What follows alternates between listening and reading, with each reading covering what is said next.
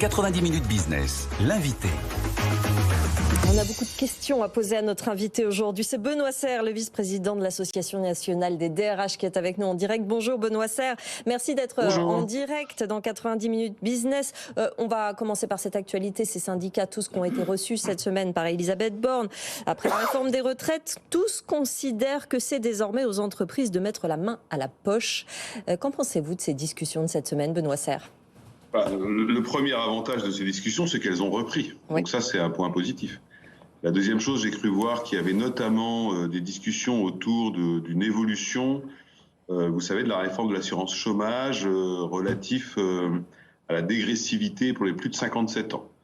J'ai vu que la Première ministre n'avait pas fermé la porte à reconsidérer ce qui avait été décidé, puisque ce qui a été décidé, qui était une dégressivité assez rapide, n'était qu'en test jusqu'à la fin de l'année, donc on va voir. Donc on voit en tout cas que le dialogue reprend, que les organisations syndicales se tournent vers les entreprises, puisque notamment sur les questions de rémunération, j'ai vu que certaines parlaient de ça, c'est assez classique finalement. Oui, effectivement, il y a eu la question de la pénibilité, évidemment, la question des salaires. C'est quoi la priorité aujourd'hui ?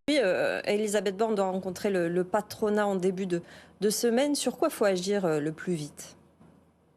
Les deux sujets sont importants. Après, comme toujours, ce n'est pas l'État ni les pouvoirs publics qui augmentent les salaires dans les entreprises, c'est les chefs d'entreprise, dans le cadre d'un dialogue social local. Donc je pense que ce qui est surtout important, c'est de préserver un dialogue social de terrain et d'éviter d'avoir des espèces de grandes déclarations transversales qui finalement ont peu d'impact, puisque c'est dans l'entreprise que ça se décide, en fonction de ses capacités, en fonction de sa situation, en fonction de son marché, etc.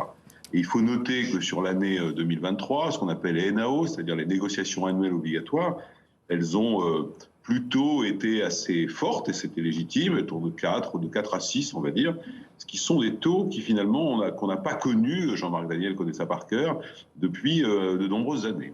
Donc ça s'adapte, mais le sujet des surcoûts de production pèse nécessairement sur les charges fixes de l'entreprise, et par conséquent, c'est une sorte d'équilibre à trouver que pour le moment les entreprises arrivent à trouver.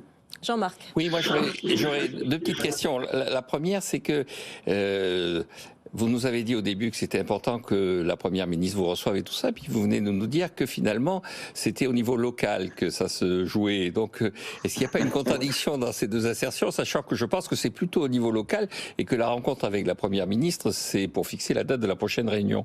Et la deuxième question que je vous poserai, on parle beaucoup de France Travail. J'ai du mal à cerner quel est le projet qu'il y a derrière tout ça. Est-ce que vous êtes associé à la redéfinition de ce que va être Pôle emploi en France Travail ? Qu'est-ce que le monde de l'entreprise peut dire au pouvoir public concernant ce projet de réforme ?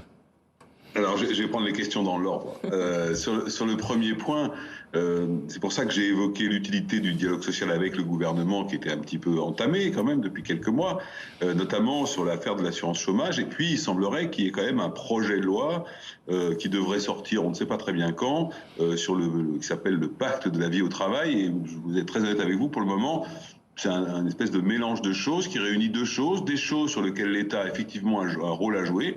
Ça peut être la pénibilité, par exemple, ou certains éléments de conditions de travail. Et puis un autre où c'est plutôt aux entreprises de le faire, notamment les questions de rémunération, etc. Donc ce que je veux dire par là, c'est que c'est toujours utile que les pouvoirs publics discutent avec les partenaires sociaux, patronaux et syndicaux d'ailleurs, mais qu'il y a un certain nombre de sujets, et ça nous on le dit depuis le début, qui doivent absolument le plus possible rester dans un dialogue social de terrain correspondant à la réalité de l'entreprise. Donc voilà, donc c'est pour ça que ces rencontres sont certes utiles, mais il ne faut pas non plus penser que ça va se régler comme ça parce qu'il y a une négociation entre les pouvoirs publics et les organisations syndicales. Ça, c'est le premier point. Sur le second point, France Travail, c'est l'objectif, en tout cas, qui a été affiché. C'est une meilleure efficacité de Pôle emploi, ce qui est une manière de reconnaître en creux qu'il y avait un problème d'efficacité, et surtout de fusionner, parce que vous savez qu'il y a énormément de services d'intérêt selon la situation dans laquelle vous êtes. Et donc, l'ambition de France Travail, auquel on a partiellement été associé, on a eu des échanges avec le gouvernement pour le préparer, et même avec celui qui préparait, qui était le préfigurateur, pour justement essayer de construire un dispositif plus localisé, notamment avec une logique de bassin de territoire, est plus efficace. On verra ce que ça donne dans le temps. Si vous voulez, dans les acteurs publics de l'emploi, vous avez Pôle emploi d'un côté, qui gère un petit peu tout ce qui passe, et puis on sait qu'il y a une difficulté d'adaptation. Donc si France Travail permet d'aller former beaucoup plus vite les gens qui perdent leur emploi plutôt qu'attendre 1 ou 2 ans, où là, du coup, leur distance à l'emploi sera trop importante, alors ce sera positif. Mais pour le moment, il faut reconnaître qu'il n'y a pas énormément de précision. J'imagine que France Travail, comme le pacte d'avis au travail, va reprendre certains éléments des assises du travail. Voilà. Une dernière question, Benoît Serre. Le taux de chômage, on l'a eu pour le premier trimestre à 7,1% et il est tombé cette semaine. On disait avec Jean-Marc Daniel qu'on avait peut-être atteint un plancher, que ce serait difficile de descendre en dessous. Comment on fait? Qu'est-ce que vous en pensez? Est-ce que justement la solution, c'est la formation, une meilleure adaptation entre les besoins des entreprises et des candidats? Bref, que pensez-vous de ce chiffre? Alors, d'abord, c'est un chiffre qui est plutôt agréable à lire. Je crois, Jean-Marc Daniel est l'expert, mais qu'on n'avait pas lu ce chiffre depuis 1982 concernant le chômage en France.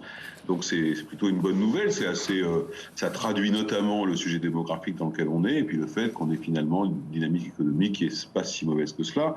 Et ça, c'est plutôt une bonne nouvelle. Alors, c'est vrai que ce qui est troublant, est-ce qu'on va descendre en dessous? Il le faudrait. C'est qu'on voit bien qu'il y a une adéquation croissante, ou du moins qui n'est pas réglée, entre les aspirations, la formation, les compétences des gens qui cherchent un emploi et puis les demandes des entreprises.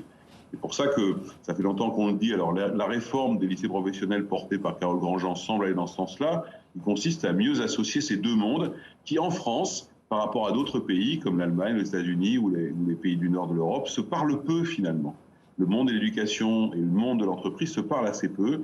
Et que j'ai vu d'ailleurs dans le projet présenté par Carole Grandjean sur les lycées professionnels, la volonté affichée, il faut le noter, c'est la première fois que je vois ça, d'aller fermer des filières qui n'ont pas d'avenir. Donc, et reconnaître qu'il y a des métiers qui n'ont pas d'avenir et renforcer des filières ou créer des filières pour des métiers qui ont de l'avenir. Donc, si demain, en tout cas, les entreprises y sont prêtes, vous pouvez beaucoup mieux travailler avec le monde de l'éducation au sens général, ça serait une manière peut-être de lutter contre ce phénomène plancher que nous prédit Jean-Marc.